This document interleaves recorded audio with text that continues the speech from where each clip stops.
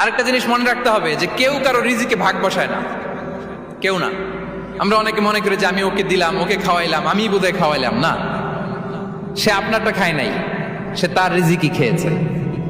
আমাদের ঘরে আমাদের বন্ধু বান্ধব আসে, অনেক সময় আমাদের ঘরে অনেক সময় অতিথি আসে, তাদেরকে আমরা আপ্যায়ন করি, তাদেরকে খাওয়াই।